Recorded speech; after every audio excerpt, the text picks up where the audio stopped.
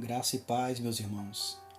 Para mim é muito gratificante ter o privilégio de compartilhar com vocês outra vez a palavra do nosso Deus. Quero refletir com vocês a partir de hoje no Salmo 19, versos 1 a 14, que trata da revelação de Deus e a resposta a essa revelação. Salmo 19, versos 1 ao 14. Leamos o texto bíblico. Os céus manifestam a glória de Deus, e o firmamento anuncia a obra das suas mãos.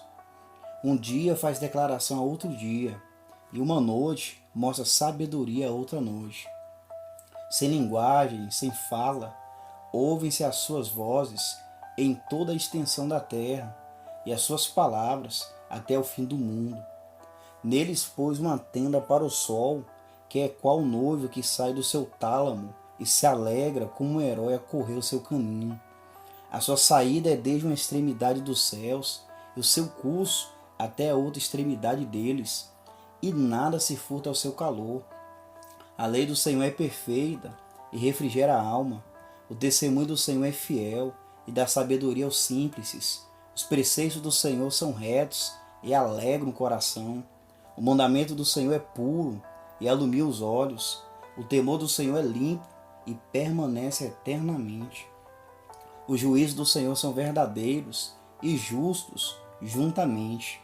Mais desejáveis são do que o ouro, sim, do que muito ouro fino, e mais doces do que o mel e o licor dos favos. Também por eles é admoestado o teu servo, e em os guardar a grande recompensa. Quem pode entender os próprios erros? Expurga-me, tu, dos que me são ocultos. Também da soberba guarda o teu servo, para que se não assenhoreie de mim. Então serei sincero e ficarei limpo de grande transgressão. Sejam agradáveis as palavras da minha boca e a meditação do meu coração perante a tua face, Senhor, rocha minha e libertador meu. Amém. Irmãos queridos, Deus falou algo de extrema importância através de Jeremias. Assim diz o Senhor: não se glorie o sábio na sua sabedoria, nem se glorie o forte na sua força, não se glorie o rico nas suas riquezas. Mas o que se gloriar, glorie-se nisto, em me conhecer e saber que eu sou o Senhor, que faço beneficência, juízo e justiça na terra, porque dessas coisas me agrado, diz o Senhor. Irmãos, o Criador deixou claro que se alguém quiser se gloriar, deve se gloriar em conhecê-lo. Sendo assim, Deus pode ser conhecido, diferente do que ensina o agnosticismo. E não somente Deus pode ser conhecido, Deus incentiva o homem a buscar conhecê-lo. O que se gloriar, glorie-se nisso, em me conhecer e saber que eu sou o Senhor. Irmãos, esse conhecimento de Deus é tão real que em João capítulo 17, versículo 3, Cristo diz as seguintes palavras ao Pai em oração: e a vida eterna é esta, que conheçam a Ti só, por único Deus verdadeiro, e a Jesus Cristo a quem enviaste. Meus queridos, a vida eterna é conhecer o Pai como o único Deus verdadeiro e conhecer a Jesus a quem Deus enviou. Louvado seja Deus. Todavia, o conhecimento de Deus só é possível porque Ele mesmo se auto-revelou. E você poderia então me perguntar: como, de que forma Deus se revelou para que pudéssemos conhecê-lo? O Salmo 19 trata justamente disso, de mostrar como Deus se revelou. Irmãos, esse salmo escrito por Davi é composto de 3 partes principais. Nos versos 1 ao 6, temos a revelação de Deus na criação. Nos versos 7 ao 10, temos a revelação de Deus nas Escrituras. E nos versos 11 ao 14, temos a resposta à revelação de Deus. Iremos hoje analisar a primeira parte do Salmo, a qual versa sobre a revelação de Deus na criação.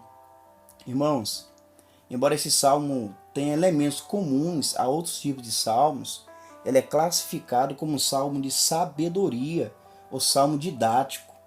Isso porque ele tem como propósito instruir, ensinar o povo de Deus. Pois bem, nos versos 1 ao 6 que consideraremos, o salmista reconhece como Deus se revela na criação. As obras de Deus, a sua criação serve a um propósito específico, que é justamente revelar o seu Criador. Como um grande artista é conhecido por suas obras, como um relógio aponta para a existência do relojoeiro, assim a criação aponta para o seu Criador. Vejam o verso 1. Os céus manifestam a glória de Deus, e o firmamento anuncia a obra das suas mãos. No Salmo 8, versos 1 e 9, Davi também diz: Ó Senhor, Senhor nosso, quão admirável é o teu nome em toda a terra, pois puseste a tua glória sobre os céus. Ó Senhor, Senhor nosso, quão admirável é o teu nome sobre toda a terra. Irmãos, a glória de Deus é demonstrada nas obras das suas mãos. O mesmo foi escrito por Paulo em Romanos capítulo 1, versículo 19 ao 21. Ele diz: Porquanto o que de Deus se pode conhecer, nele se manifesta, porque Deus lhe manifestou. Porque as suas coisas invisíveis, desde a criação do mundo, tanto o seu eterno poder como a sua divindade, se entendem e claramente se veem pelas coisas que estão criadas, para que eles fiquem inexcusáveis. Davi e Paulo deixam claro que Deus se auto-revelou. Ele se manifestou nas cores que ele criou, de modo que os seus atributos invisíveis são vistos nas cores criadas. A sua sabedoria, perfeição, poder, grandeza, resplendor estão manifestas na criação. Por isso, ao contemplar a criação, lembre-se que ela não é um fim em si mesma. Ou seja, nós não devemos apenas nos maravilhar com a criação. Por exemplo, tem pessoas que ficam emocionadas, admiradas, deslumbradas ao contemplar o mar, simplesmente por ele existir. Mas nós, irmãos, devemos nos maravilhar não apenas com o mar ou com a natureza, mas sim nos maravilhar com aquele que a criação revela. As obras de Deus são como placas que indicam o alvo, o Criador, que é completamente maior do que a vastidão do firmamento, que é mais belo do que toda a beleza vista na criação. Ele sim é digno de ser admirado. Essa verdade é cantada por nós no hino 526 da harpa cristã. Senhor meu Deus, quando eu maravilhado contemplo a tua imensa criação, a terra e o mar e o céu todo estrelado me vem falar da tua perfeição. Irmãos, Deus criou os céus, criou a terra, criou o mar e as estrelas. Tudo ele fez, tudo criou, tudo formou. Mas com que propósito?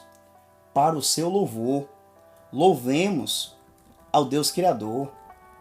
Amados, com isso, temos mais um motivo para cuidarmos da criação de Deus. Como destruir o que manifesta a glória de Deus? Somos ensinados a cuidar da criação do nosso Pai. Mas como funciona essa revelação na criação? Davi, irmãos, destaca algumas características dessa revelação de Deus. Vejamos. Em primeiro lugar, a revelação é constante, é contínua. Veja os versos 1 e 2. Os céus manifestam a glória de Deus, e o firmamento anuncia a obra das suas mãos. Um dia faz declaração a outro dia, e uma noite mostra sabedoria a outra noite. As expressões manifestam e anuncia indicam justamente isso. O tempo do verbo aponta para uma revelação contínua, ou seja, a todo momento a criação anuncia a glória de Deus. O mesmo é reforçado no verso 2. Todos os dias, todas as noites, Deus é revelado em todo o tempo. Um dia faz declaração a outro dia, e uma noite mostra sabedoria a outra noite. O Criador não deixa de dar o seu testemunho por nenhum momento. O testemunho é dado sem intervalo. Seu testemunho nunca se finda. É uma proclamação ininterrupta, constante. Você já havia parado para refletir sobre isso? Irmãos, um pastor conta que certo dia sua esposa deixou seu filho na casa da babá. A certa altura, a cuidadora descobriu que a criança olhava pela janela, o que levou ela a perguntar: "Em que você está pensando?" Ele respondeu: "Em Deus." Surpresa, a cuidadora lhe fez outra pergunta: "O que você está pensando sobre Deus?" Ao que ele respondeu: "Pensava em como ele fez tudo para a sua própria glória." Irmãos, o menininho, olhando pela janela, contemplava a glória de Deus na criação. Como somos encorajados a fazer o mesmo, meus irmãos? Deus se revela na criação continuamente. Contemplemos isso. Em segundo lugar, a revelação de Deus na criação é silenciosa. Mas como assim silenciosa? Confira o verso 3. Sem linguagem, sem fala, ouvem-se as suas vozes. Ou seja, irmãos, a revelação na criação é uma mensagem não aos ouvidos, mas aos olhos. É uma linguagem não verbal. Não é em voz audível, mas em voz inaudível, que não pode ser percebido pelos ouvidos. Então, sem cessar, Deus está se manifestando sem linguagem articulada. Só de olhar para os céus, o homem é capaz de saber que é um Deus e perceber seu poder eterno. Você pode se perguntar: por que muitos se dizem ateus, que não acreditam na existência do Criador? O homem que diz não crer em Deus, diz isso por causa da sua insensatez e orgulho. Ele tenta eliminar, suprimir o que a criação comunica. Eles, tendo esse conhecimento de Deus, não o adoram como Deus, nem lhe rende graças. Assim lemos no Salmo de número 10, verso 4. Por causa do seu orgulho, o ímpio não investiga, ou seja, não busca Deus. Todas as suas cogitações são: não há Deus. Em contrapartida, os cristãos glorificam a Deus, desfrutam com gratidão e consciência de tudo que Deus concede, como disse Paulo a Timóteo. Mas além da revelação de Deus ser constante e silenciosa, ela é, em terceiro lugar, uma revelação universal. Sim, contempla os versos 4 ao 6. Em toda a extensão da terra, e as suas palavras até o fim do mundo. Neles pôs uma tenda para o sol, que é qual noivo que sai do seu tálamo e se alegra como um herói a correr o seu caminho. A sua saída é desde uma extremidade dos céus, e o seu curso até a outra extremidade deles, e nada se furta ao seu calor. Em toda a extensão da terra, e as suas palavras até o fim do mundo. Esse é o alcance da revelação, irmãos. Abrange todas as partes da criação, de maneira que todos os homens se tornem desculpáveis diante de Deus.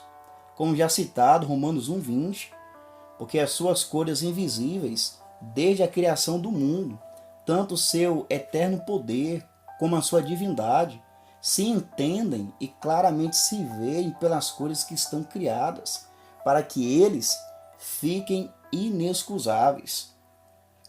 Essa revelação mediada pela natureza é também chamada de revelação geral. Isso porque, além de ser vista em toda a criação, é revelada a todos os homens. Paulo cita em Romanos 10,18 o início do verso 4 como parte da explicação para o fato de Israel ter rejeitado o Evangelho. O povo de Israel não poderia jamais dizer que não havia ouvido a mensagem de Deus. Mas ainda falando da revelação universal, nos versos 4, a parte B até o verso 6, o quadro é ampliado com uma descrição do céu como a tenda que Deus providenciou para o sol. E de forma poética, o salmista diz que quando o sol se levanta pela manhã, é como um noivo que sai dos seus aposentos, se move pelos céus como herói que alegremente percorre seu caminho numa corrida. O curso começa na extremidade oriental e segue até o horizonte ocidental. A sua saída é desde uma extremidade dos céus, o seu curso até a outra extremidade deles, e nada se furta ao seu calor. Nada furta, nada refoge, nada foge ao calor do sol. A sua abrangência é universal e se estende até os cantos mais remotos do mundo, alcançando todos os homens. A imagem do sol usada aqui para reforçar o alcance da revelação de Deus é muito importante, porque havia muitos povos naquele período que adoravam o sol como se fosse uma divindade, como se fosse Deus. Mas o sol não é uma divindade. O salmista mostra que o sol é apenas parte da criação de Deus que manifesta a sua glória e majestade. O sol é um elemento da criação que revela o Criador. Ouça o que Cristo disse em Mateus 5,45. Para que sejais filhos do Pai que está nos céus, porque faz que o seu sol se levante sobre maus e bons, e a chuva desça sobre justos e injustos. Notem, o seu sol. O sol pertence a ele, irmãos. Nisso, Deus reivindica a sua divindade. Ele é o Criador, o único Deus verdadeiro. Aqui está um chamado aos homens a deixar os ídolos e se voltarem para Deus. No Salmo 96, verso 5 está escrito: porque todos os deuses dos povos são coisas vãs, mas o Senhor fez os céus. Ele é o Criador. Muitas pessoas não têm reconhecido o Deus que se revela na criação. Eles têm rejeitado e adorado a criação como aqueles que adoravam o sol. Ouça o que Paulo diz em Romanos capítulo 1, versículos 21 ao 25. Porquanto, tendo conhecido a Deus, não glorificaram como Deus, nem lhe deram graças. Antes, em seus discursos se desvaneceram, e o seu coração insensato se obscureceu. Dizendo-se sábios, tornaram-se loucos, e mudaram a glória do Deus incorruptível, em semelhança da imagem de homem corruptível, e de aves, e de quadrúpedes, e de répteis. Pelo que também Deus os entregou às concupiscências do seu coração, à imundícia, para desonrar o seu corpo entre si, pois mudaram a verdade de Deus em mentira, e honraram e serviram mais a criatura do que o Criador, que é bendito eternamente. Amém. Irmãos, essa inversão na adoração continua ainda hoje. Mas eu te pergunto, quem você vai adorar? Quem está disputando o lugar de Deus no seu coração? Saiba que pela revelação geral, você se tornou indesculpável diante de Deus. Irmãos, o fato de muitos deixarem de reconhecer o Deus proclamado pela criação nos mostra algo muito importante e que precisa ficar registrado. A revelação geral não salva o pecador. Ou seja, apesar dos homens serem indesculpáveis pelo fato de Deus se revelar na criação, os homens não são salvos por meio dela. A única revelação que leva o pecador à salvação é a revelação especial, como a temos nas Escrituras. É nas Escrituras que encontramos a revelação capaz de salvar o mais vil pecador. E essa revelação é tratada pelo salmista dos versos 7 ao 10. Nós a veremos na próxima oportunidade. Irmãos, a criação geme, esperando a redenção, mas ainda assim segue cumprindo seu propósito, que é manifestar a glória de Deus. E o povo de Deus aguarda, segundo a sua promessa, os novos céus e a nova terra, onde habita a justiça. E diferentemente daqueles que deixam de se render diante do Criador, nós cristãos precisamos fazer coro com o que está escrito em Apocalipse capítulo 4, versículo 11. Digno és, Senhor, de receber glória e honra e poder, porque tu criaste todas as coisas e por tua vontade são e foram criadas.